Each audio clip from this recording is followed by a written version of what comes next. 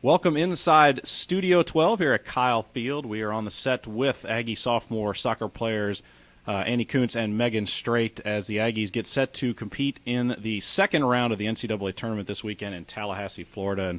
And guys, first off, congrats on the season and how everything's been going so far for you. Thank you very much. How's the ride been? Let's start with you, Annie. How's the ride been so far? I know you guys always try to take stuff one at a time, but to work your way through a brand new conference, a bunch of new opponents, a bunch of new people you've never seen before, to go to a new place in Alabama to play in the SEC tournament, and then to start it off, I mean, how pleased have you been so far with the way things have gone?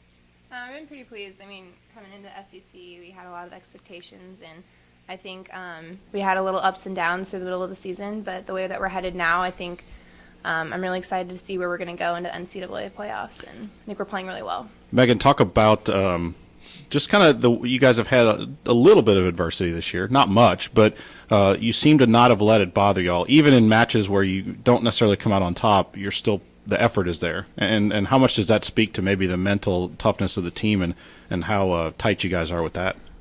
It speaks volumes of our team. I mean, we take the losses that we've had this year and we learn from them so that we don't make those mistakes in future games.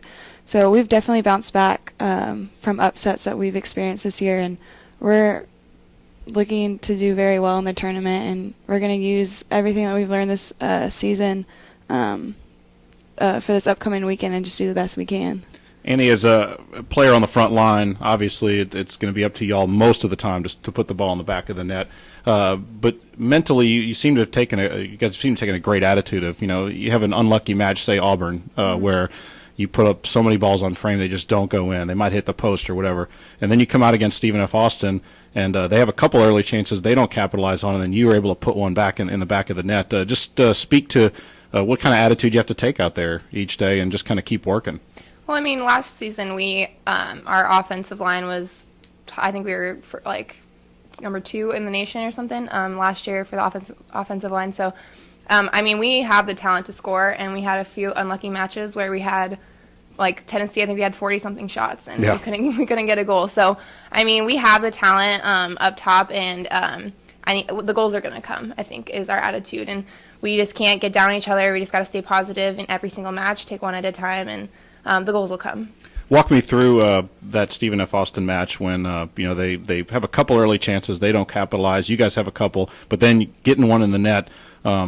Just knowing that it's a full 90-minute match, what kind of feeling did you guys have when you finally found that back of the net there to take that lead? Yeah, well, I mean, they had a couple early chances that we all were kind of on our heels on those in the early 10 minutes of the game. So, I mean, getting that first goal, Lindsay played a great ball in. BB was able to get a touch on it, and I just had to finish it at far post. And I think once we got that goal, it really kind of calmed things down, allowed us to play. The pressure was a little bit less for the team, and I think it just allowed us to play a little more. One of the huge successes of the team this year, and Meghan, is the defense and the way they've been playing. 14 shutouts, which is a pretty amazing number there.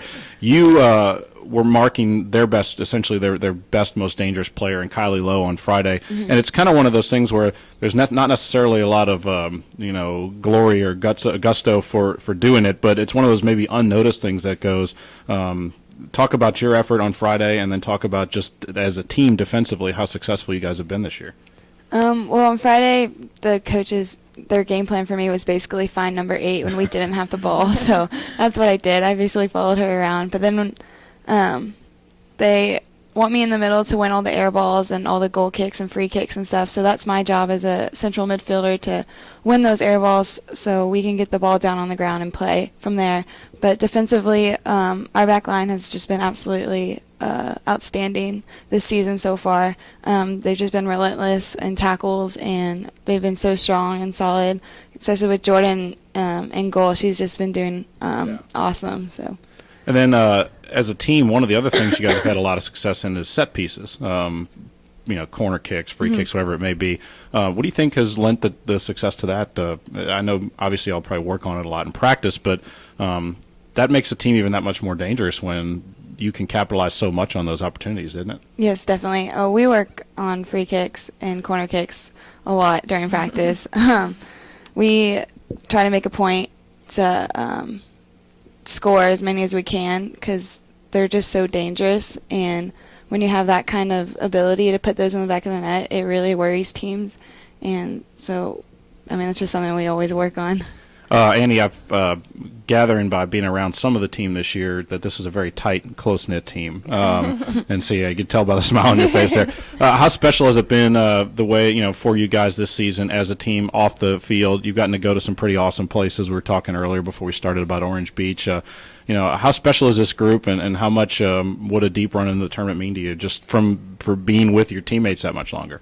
I mean, this year I couldn't have asked for a greater group of girls. We get along so well. We're literally like a family. I mean, when we're not playing at practice or weightlifting, we're together. We're hanging out, doing whatever we can together, going to dinner. So, I mean, we literally are like a family. And how tight this group is, it just would mean the world to us to go far in the tournament. And I mean, I think a lot of us sophomores, we are such a huge class, and we're so close with the seniors this year that I think we really are playing for them this year, and we really want to make them proud and work our butts off to get to that Final Four. And Meghan, how much did last year, your experiences as a freshman and what you guys went through as a team, how much did that help you coming into year two? Was it like night and day, maybe starting your freshman year versus starting your sophomore year? It definitely kind of like set the standard for what we wanted to do this year. Coming in as a freshman, you don't really know what to expect, and you honestly don't really know what's going on, I feel like, half the time. So, I mean, just freshman year is just learning experience, and then we take what we learned from last year and then apply it to this year, and we're looking to just take all of what we learned and do the best that we can this season. Do I have to ask you your favorite place you've been this year? Would it be Orange Beach? Or I guess you've been to San Diego too, so you guys had a pretty nice schedule, huh? Oh, yeah. Yeah. Both of those places are really nice. Right there. Yeah. And you're with the beach. Yeah. Right by the beach. And, Yeah. San Diego's your ultimate goal, as that they're hosting the Final Four of the College Cup this year. But work to be done first. Oakland on Friday at 3:30 in Tallahassee. Have you guys gotten – it's always interesting, I think, to me when you get to the tournament because – in a sport like soccer, it's a lot more difficult to find tape on a team or find information on a team. Have you guys been able to kind of look at Oakland or kind of see some things out of them on tape or maybe on a scouting report to see what kind of challenge they'll present this year?